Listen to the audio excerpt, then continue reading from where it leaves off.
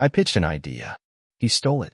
What he didn't know was, I had a backup and a memory that never forgets. I took down the company's golden boy and took everything back. They never saw me coming, not really. I was the quiet one, the guy folks passed in the hallway without a second glance. If I disappeared one day, most of them would probably just assume I got reassigned or laid off. That was my life for the past 6 years at Redstone Systems, a mid-sized tech consulting firm where people talked more about golf swings and espresso machines than ideas that actually mattered. I kept my head down, showed up on time, finished my work early, and went home to a quiet apartment on the edge of town.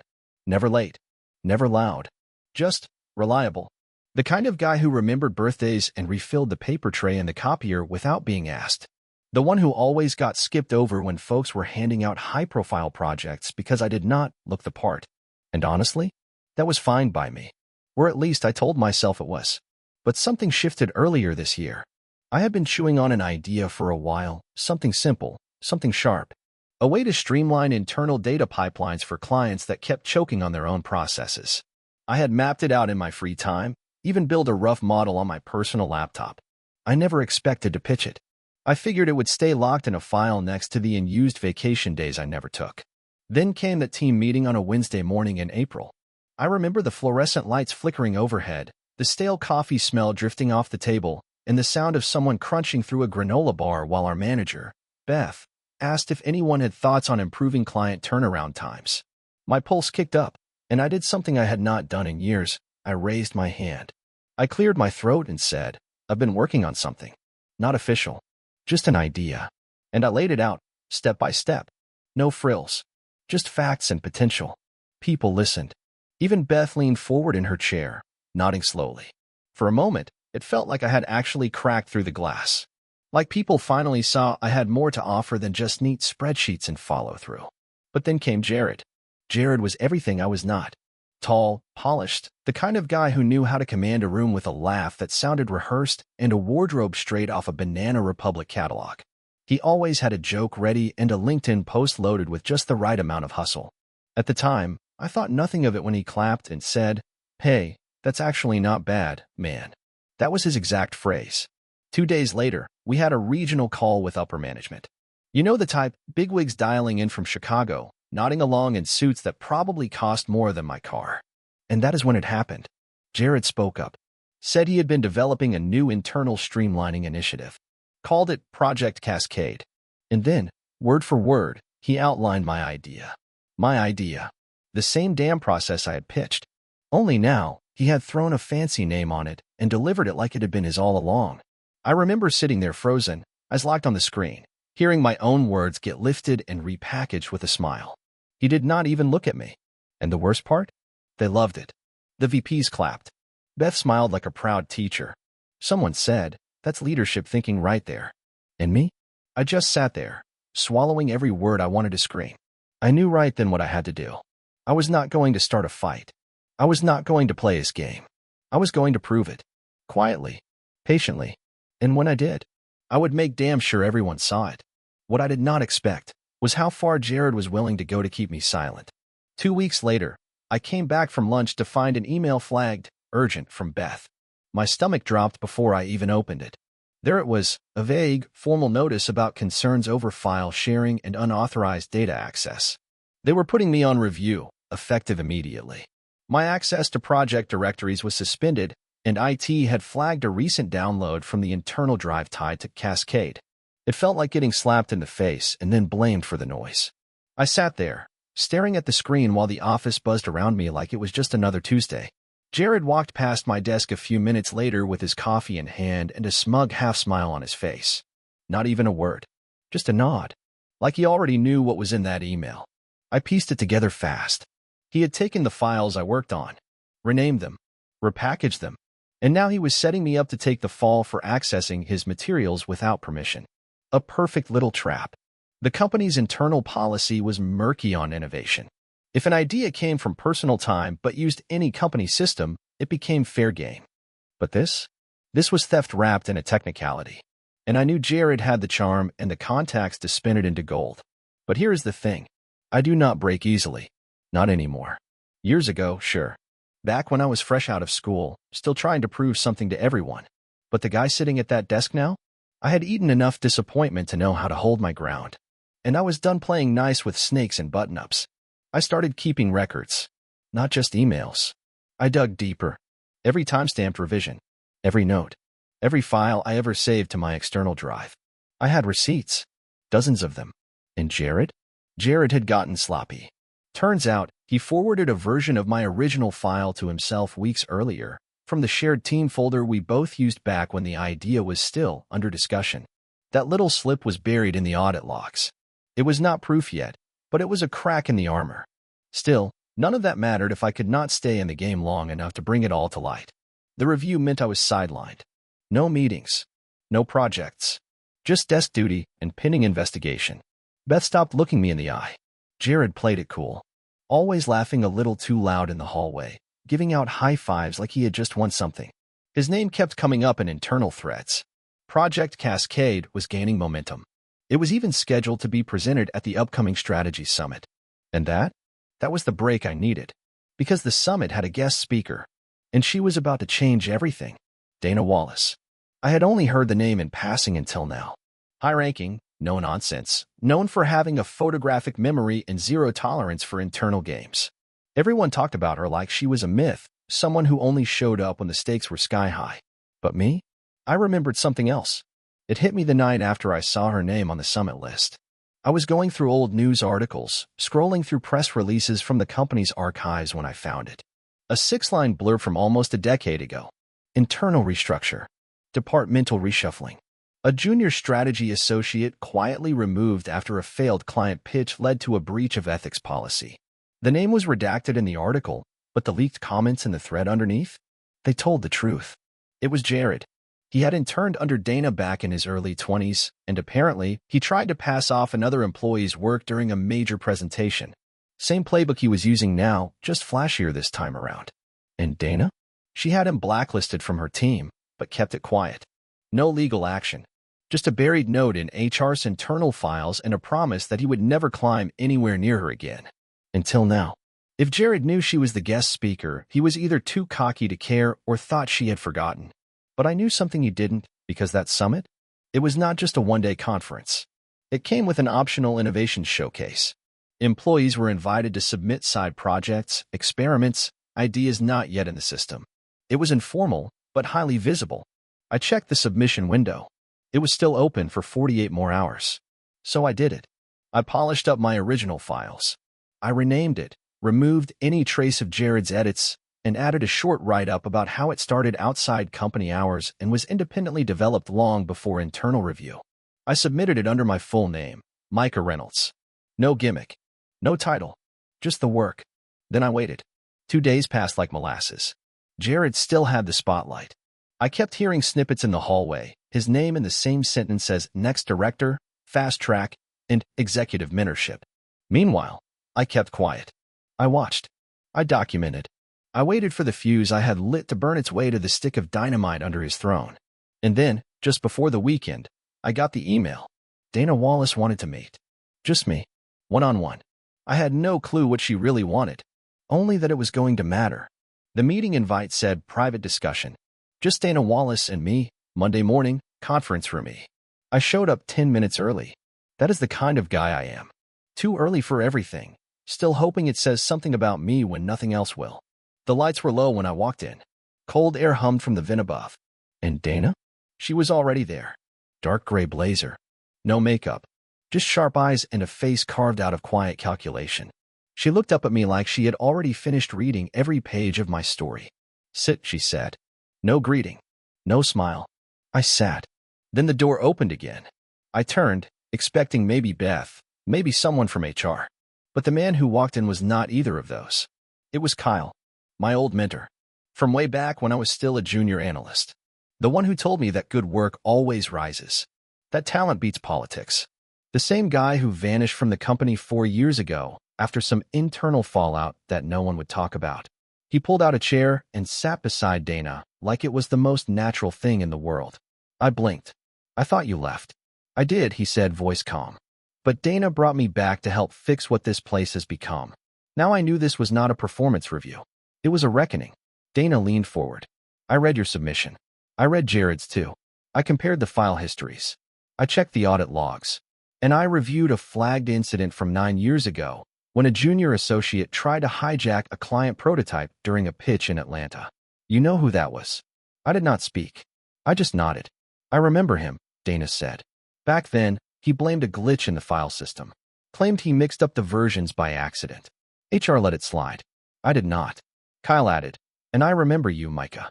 You were green, but you were precise. Obsessive. That used to scare them. They called it overkill. I called it integrity. The words hit harder than I expected. Dana continued. Your file was clean. No violations. Your timestamps lined up. Jared's edits came later. We have confirmation from IT.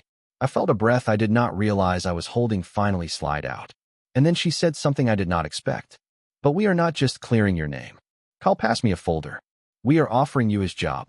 I stared down at the folder in my hands. Director of Strategic Innovation. My name on the tab. The same role Jared had been gunning for. There is just one thing, Dana said, standing.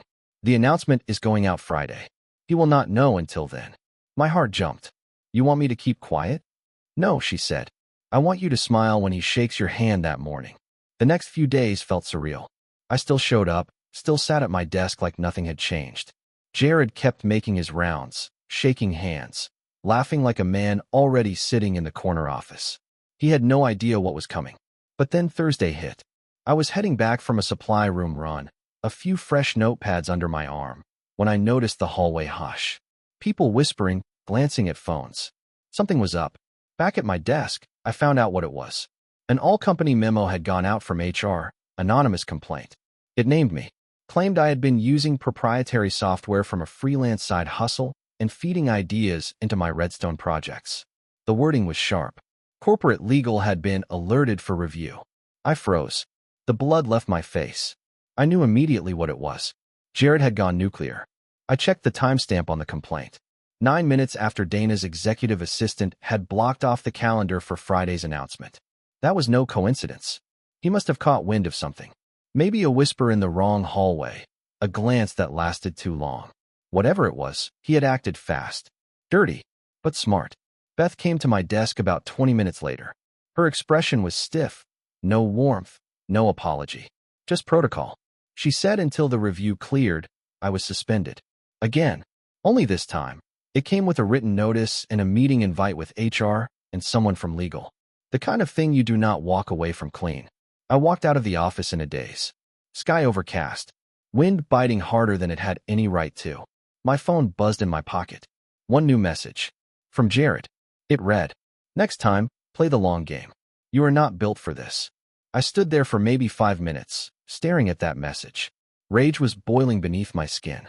But I did not reply. Instead, I walked straight to my car, opened the glove box, and pulled out a flash drive I had been holding onto for months. Backups, logs, version history screenshots, metadata, and something else Jared never saw coming, a recording. I had used an old habit from my data compliance days.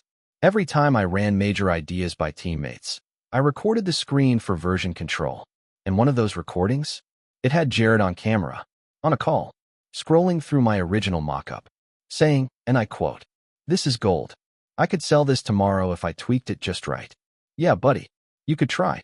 But now you are going to choke on your own words." Dana did not meet me in the office. She asked me to meet her in a coffee shop on the edge of the business district. The kind of place no one from Redstone would ever be caught dead in. Old vinyl booths, chipped mugs, and a menu board with half the letters missing. She was already sitting when I got there, sipping something dark from a cracked ceramic cup.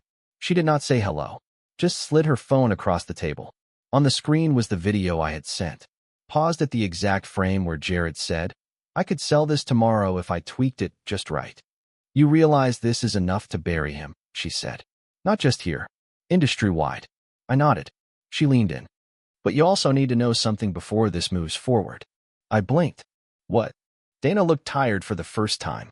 Like all her armor was creaking. Jared is connected. His uncle sits on the board.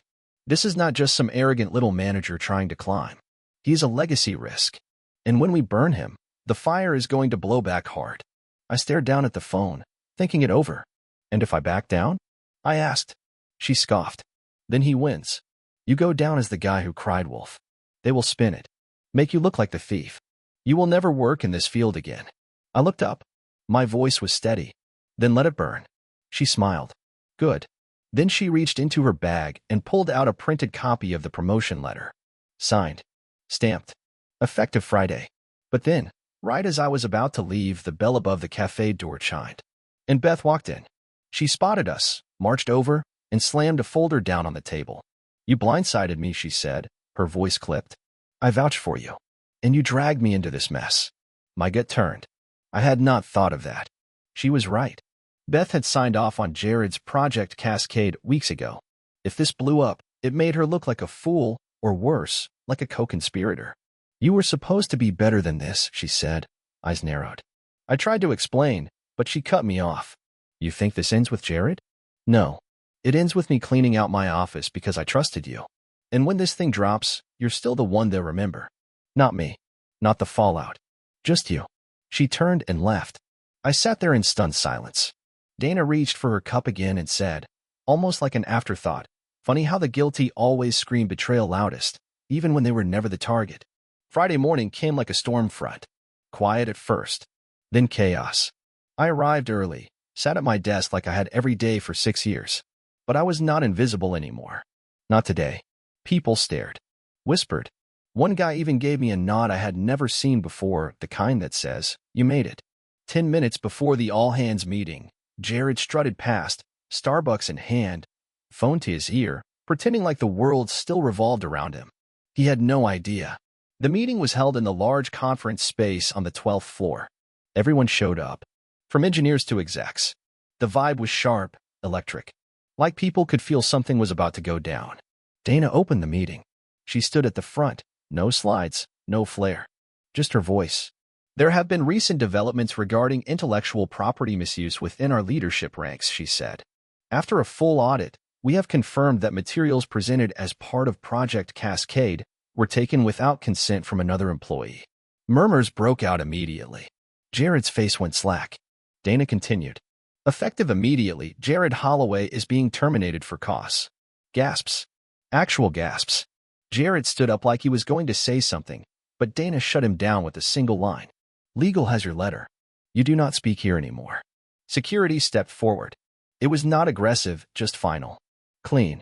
Jared looked around, hoping someone would defend him. But there was nothing. Not a word.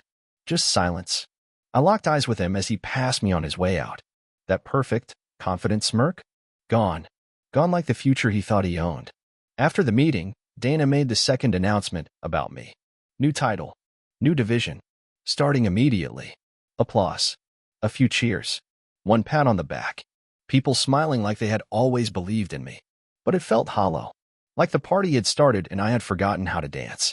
Later that afternoon, as I packed up my old desk, a message popped up on my screen.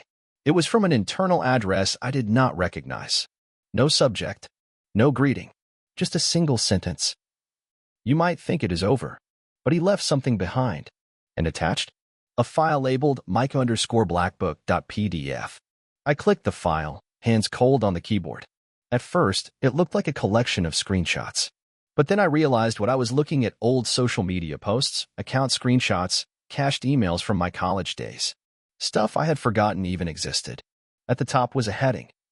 Micah Reynolds, Behavioral Risk Assessment, Unreported Incidents. What followed made my skin crawl. There was a thread from an old tech forum, back when I was 19, where I had posted some dumb half-baked opinions during a heated argument about encryption loss. They were taken wildly out of context, framed like I was advocating for something dangerous. I never was. But out of context, it looked bad. Then came the real punch. There was a transcript of an email exchange between me and a former roommate, Evan. My stomach twisted. Evan had died 3 years ago. Car accident. I had not spoken about him since. Back then, he had been struggling with addiction. I had tried to help, but we fell out. Hard. In those emails, I had written things I was not proud of. Harsh things. I told him he was dragging me down, that I could not carry him anymore. One of the last messages I ever sent him was brutal. Unfiltered. The kind of thing you only write when you are young and angry and drowning in someone else's pain. I never got to take it back. And now, here it was. In Jared's little revenge file. He had compiled this. dug it up, held it back as a failsafe.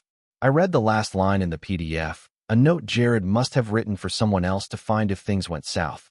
It read, "Micah's record is clean, but everyone has ghosts. This one just needs a little sunlight to ruin him."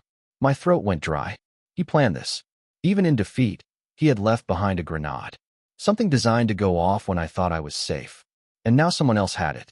I forwarded the file to Dana immediately. She responded within 15 minutes. Her reply was short. "This changes things. Come to my office." Now. I went up. She closed the door behind me, threw her phone on the desk. "That file," she said, "was sent anonymously to 3 board members last night." I felt my legs go weak. "Legal is going to review it," she continued. "But here is what you need to know. You are not fired. Yet. But if this goes public, the board might push to retract the promotion. Not because of guilt. Because of optics." That word made my blood boil. Optics. I had worked myself to the bone. I had done everything right. And still, one twisted folder from a man already out the door could take it all away? I asked Dana, point blank, "Do you believe me?" She stared at me for a long second, then said something I will never forget.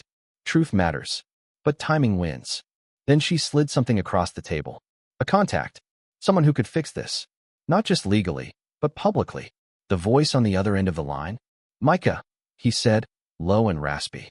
"Been a while." I knew that voice. I had not heard it in over 4 years, but it still hit like a brick to the chest.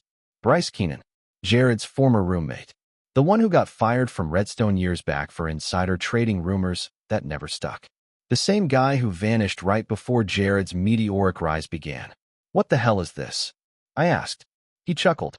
"This is me giving you a chance to survive." I almost hung up, but something in his tone stopped me cold. "I saw your name pop up on the newswire," he said. "Internal promotion. Big win." But I also saw the file. I knew right away, Jared's playbook. "You're the one who sent it," I said flatly. "No," he said, "but I helped him build it. Years ago, he used to call it his glass coffin system. 1 file per threat, just in case. You were not the only one." I felt sick. "Why are you telling me this now?" I asked. "Because he burned me too. Took my ideas. Made me look like the leak. I lost everything. And now I see him dragging your name through the dirt from the grave. So yeah, maybe I want a little payback." He offered a deal. He had a backup drive. A full archive of Jared's blackmail files, including internal emails showing Jared bragging about manipulating project ownership, text threads, voicemails, even one where Jared mocked Dana directly. "Old watchdog thinks she still bites," he had said. Proof. I hesitated. "If you use this," Bryce said, "you will win. They will have to erase everything he ever touched. It will scorch the earth under him." I asked, "And what do you want?" He was quiet for a second. Then, "A job. Not at Redstone. Anywhere. Just help me get back on the ladder." I leaned back, stared at the ceiling, heart pounding. This was not the victory I had pictured. It felt more like a deal with the devil. But then I remembered Jared's smirk. The message he left. That file. And I said, "Send it." 10 minutes later, my inbox lit up. Zip folder. 2 gigs. Untitled. I opened it. Inside was a subfolder labeled Micah_DOA. I clicked it. And that is when I found the twist that flipped the whole story. Because deep inside Jared's archive was a file I had never seen before. A video. Title. Cascade. Original concept pitch. Micah and Beth. March 6th recording. Wait, Beth? I clicked play. There I was. Sitting in an old conference room. Whiteboard behind me. Sketching the project. And Beth was right there beside me. Not just nodding. She was coaching me. Telling me which words to use. Which pieces to highlight. Which slides to cut. "You pitch it clean," she said in the video. "Then Jared will present it next week, and we all win." My blood turned to ice. She was in on it. From the beginning. She was part of the theft. Which meant her meltdown in the cafe was not betrayal. It was guilt. I did not sleep that night. I just sat at my kitchen table, laptop open, watching the video over and over. Beth's voice guiding me through my own idea. Her hand on the whiteboard, circling my flowchart like it belonged to her. Telling me to keep it clean, so Jared could pitch it smoothly.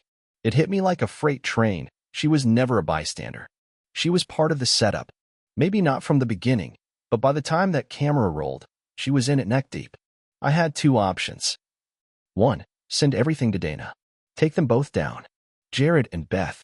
full purge. A clean slate. 2. Keep the focus on Jared. Let Beth twist quietly in her own shame. Let the system fix what it can, and hold the line where it matters.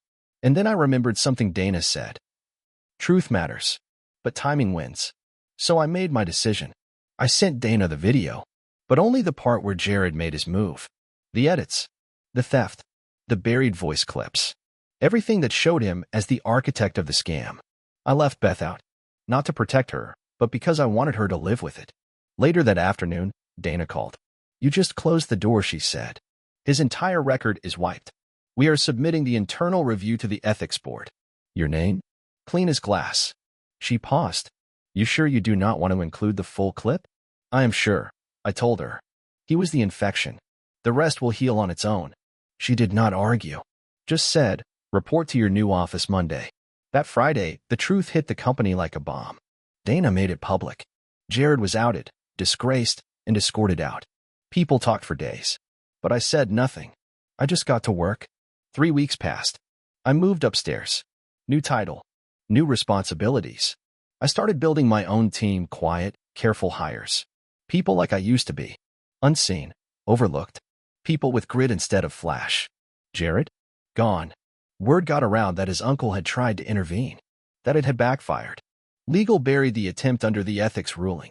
His name was scorched earth now, industry-wide. As for Beth, she stayed. But something in her changed. She never looked me in the eye after that. Never joked. Never led another meeting with that same voice. It was like the air around her had shifted. And everyone felt it. I heard she put in for a transfer a few weeks later. Something out of state. Quiet. No goodbye party. Good. And then, about a month after everything had settled, I got one last message. No name. No subject. Just a photo. It was a screen capture of Jared, sitting alone at some off-brand coffee shop, looking like a man who had lost the world. Unshaven. Hollow-eyed. In front of him was a napkin.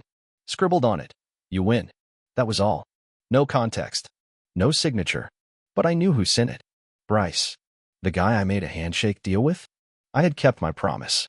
Helped him get a freelance spot through a startup contact I trusted. Nothing huge, but enough to restart. He did not owe me anything. But that photo? That was closure. The twist. The promotion? That was not the win. The real win? Was what happened 3 weeks later, when Dana called me into her office again and handed me an envelope. Board signed off this morning, she said. We are opening a new division, R&D Innovations, and we want you to lead it. I opened the envelope. Inside, my new title. A bonus check I could barely comprehend. And a short note. Just 3 words, in Dana's handwriting. You earned this. I walked out of her office into the sunlight. No secrets. No files and drawers. Just my name. My work. And the truth, standing on its own 2 feet. That quiet guy no one noticed? He is gone. Now, I make the rules. If you enjoyed the story, leave a like, subscribe, and let me know in the comments. Would you have stayed quiet and planned, or gone straight to war?